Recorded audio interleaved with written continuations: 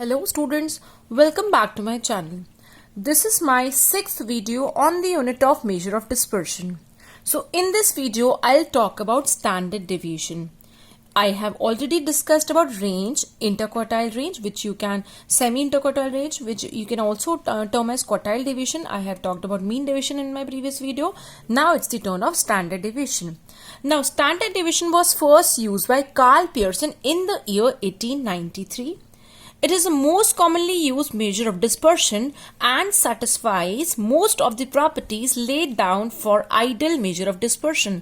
एक अच्छे measure of dispersion की जितनी qualities, required qualities और properties हैं, वो सब standard deviation में हैं. मीन डेविएशन में भी बहुत सारी कमियां हैं, वो सारे ड्रॉबैक्स भी स्टैंडर्ड डेविएशन दूर करता है. So the technique of calculating mean deviation is mathematically illogical because the plus and minus signs are ignored. जब हम मीन डेविएशन कैलकुलेट करते हैं तो जब हम मीन और मीडियन से डेविएशन चेक करते हैं तो ये हमारी प्रायर कंडीशन होती है कि हम प्लस और माइनस साइंस को इग्नोर करें. तो ये बहुत ही हाईली मैथमेटिकली इलॉजिकल है और ऐसी इलॉजिकल ड्रॉबैक भी स्टैंडर्ड डेविएशन दूर करता है, इसलिए ये ज्यादा कॉमनली इस्तेमाल किया जाता है और it is considered to be the ideal measure of dispersion और the best measure of dispersion. Standard deviation जो है इसको हम इस तरह के एक सिंबल से रिप्रेजेंट करते हैं जो कि एक तरह से नलके के शेप का, it is the shape of a tap. So ये आपको बेसिकली ये बताता है कि आपका डेटा एवरेज के आसपास कितना ज्यादा वेरी करता है, कितना ज्यादा डिस्पर्शन आपके डेटा में है, कितना ज्यादा डेटा स्कैटर्ड है.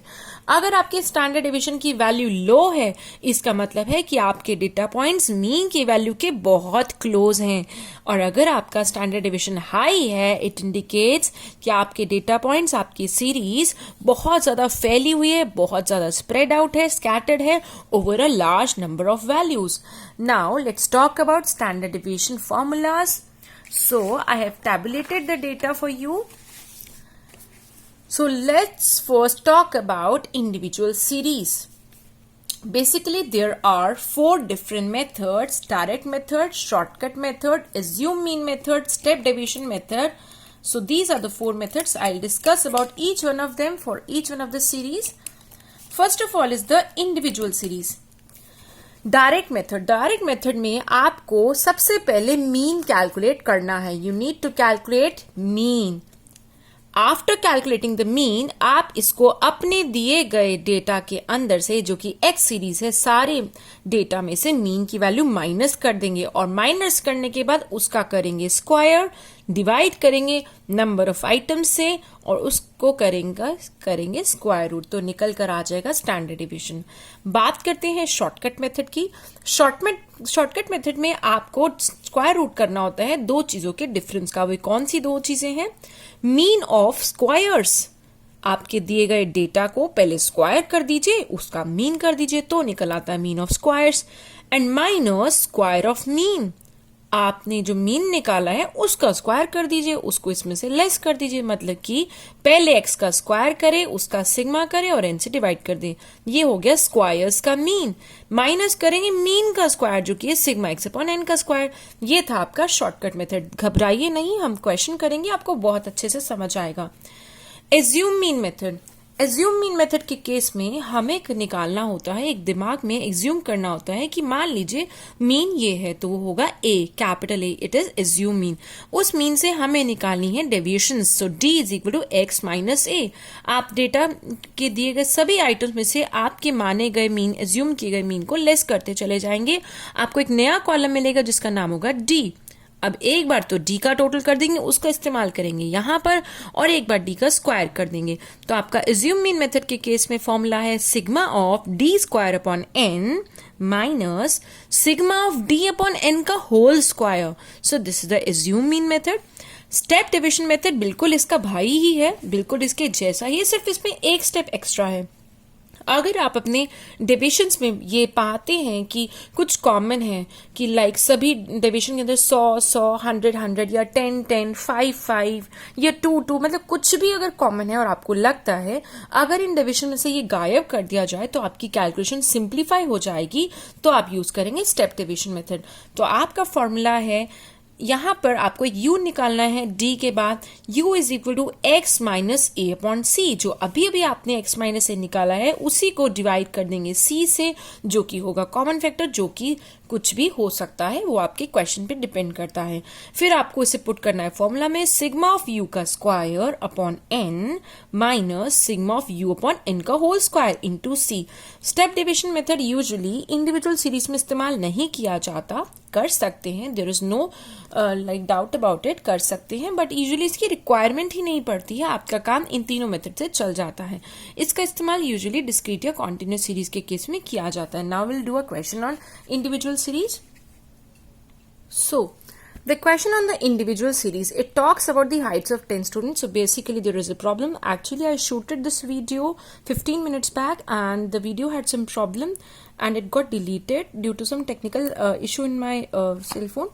So the question got solved in that while shooting that video. So right now it's fully solved. I'm reshooting it, but I'll be teaching you again with a better manner, like the things are solved, but I'll be explaining you every item. So the data is given to you. It is the height given in the centimeters: 160, 160, 161, 162, 163, 163, 163, 163, 164, 164 and 170. So basically ये 10 बच्चों की height है। आपको बोला गया है कि standard division निकालिए। तो आपको क्या करना है, सबसे पहला आपके पास बहुत सारे ऑप्शंस है, बहुत सारे मेथड्स के ऑप्शंस है। तो सबसे पहले मैं आपको सिखा रही हूँ डायरेक्ट मेथड। डायरेक्ट मेथड का बेसिकली फॉर्मूला होता है sigma x minus x bar square upon N का स्क्वायर, ये root. So basically the very first step is, मुझे इसमें से मीन डिडक्ट करना है। मीन को डिडक्ट करने के लिए मुझे मीन पता तो होना चाहिए, तो पहले निकालेंगे mean.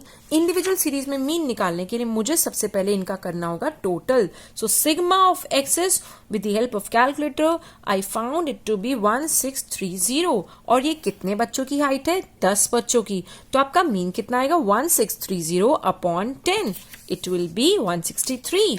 So the formula for the direct method is sigma of x minus x bar square upon n.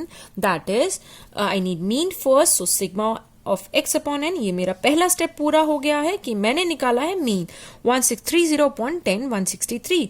अब अगला स्टेप होगा कि मुझे दिए गए डेटा में से इस निकाले गए मीन को डिडक्ट करते जाना है। तो एक नया कॉलम बनेगा जिसका नाम होगा x माइनस मीन। इस सारे के अंदर से मीन को माइनस कर देंगे। तो 160 जिस बच्चे की हाइट है उसमें से 163 मीन लेस करूंगी तो मुझे वैल्यू मिलेगी -3। मीन डिवीजन की तरह यहाँ पे प्लस और माइनस के साइन बिल्कुल भी इग्नोर नहीं किए जाएंगे। देन दोबारा से 160 जो हाइट है उसमें से मैं 3 माइनस करूंगी तो मेरे आंसर आता है -3। देन 161 हाइट है, मैं माइनस करूंगी 163, then I get a -2। 162 minus 163 is -1। 163 minus 163 is 0, 0, 0. Then 164 minus 163 is +1. 164 minus 163 is again +1. 170 minus 163 is +7. Now I will square them up. So it will be 3 3s are 9, 3 3s are 9, 2 2s are 4, 1 1s are 1, 0 0s are 0, 0 0s are 0, 0 0s are 0, and 1 1s are 1, 1 1s are 1, and 7 7s are 49. After doing that, I need to sum them up. It will be equal to, the sigma of this column is 74. So let's put them in the formula for the direct method. Direct method के लिए standard division बराबर होता है the summation of sigma of x minus x bar का whole square. So the summation as per the table above calculated by me is 74. 74 divided by 10 is the square root of 7.4 centimeter. So the answer of standard deviation is 2.72 centimeter. Now let's talk about assume mean method. In this case, suppose I have assumed that suppose the mean is 162, which is actually not the mean. The actual mean is 163, but मैंने माना कि मान लीजिए कि mean है 162। तो 162 को हम अभी सभी बच्चों की दी गई हाइट में से लेस करते चले जाएंगे। तो 160 minus 162 is -2, 160 minus 162 is -2, 161 minus 162 is again -1, 162 minus 162 is 0, 163 minus 162 is +1, then again +1, another +1, 164 minus 2 is 162 is positive 2. 164 again minus 162 is positive 2. And 170 minus 162 is positive 8. Now let's sum them up. It is positive 10. That is 1 plus 1 plus 1 is 3. 3 plus 2 is 5. 5 plus 2 is 7. 7 plus 8 is 15. 15 minus 5 is positive 10. And then I need to square up the whole column. 2 2s are 4, 2 2s are 4, 1 1s are 1, 0 0s are 0, 1 1s are 1, 1 1s are 1, 1 1s are 1, 2 2s are 4, 2 2s are 4 and 8 8s are 64. Now add them up, it is 84. That's it for the second method. आपको सिर्फ यही दो column चाहिए. तो let's tabulate, let's put the tabulated data into the equation, into the formula. Sigma d square, as per my calculation, it is 84. 84 upon 10 minus sigma of d, that is 10 upon n, which is also 10 का whole square, that is 8.54, and 10 और 10 आपस में cancel हो जाएंगे. So 8.4 minus 1, it will be equal to the square root of 7.4, which is again 2.72 centimeter. Now let's talk about the shortcut method. The shortcut method says sigma of x square upon n minus sigma of x upon N का whole square. ये क्या है? ये basically mean he तो है, जो कि 163 अभी निकाला था. बट अब मुझे क्या चाहिए? एक्स का स्क्वायर. तो मुझे सभी बच्चों की दी गई हाइट का स्क्वायर करना है with the help of calculator. 160 into 160 is 25,600. 160 into 160 is 25,600. 161 into 161 is 25,921. 162 into 162 is 26,244. 163 into 163 is 26,569. Same for the other row and the other row. 164 into 164 is 26,896, and the same for the next row. And 170 into 170 is 28,900. Now the total of this column is 2,65,764. That's it. I need to put this data into my equation. The equation will become 2,65,764 upon 10 minus mean ka square, that is sigma x upon n ka square. So 265,764 upon 10 will become 26576.4 minus 26569, and it will be equal to 7.4 का root, which is again 2.72 centimeter. तो आप जो भी method use करिए, direct, assume mean या shortcut, आपका answer हमेशा यही आएगा. Now this video will become lengthy, so I'll make a separate video on the standard deviation calculation in the discrete series and the continuous series. So do watch out my next video as well. Bye bye for now. Thanks for watching, and in case of any queries or comments, please put your comment in the comment box. Bye.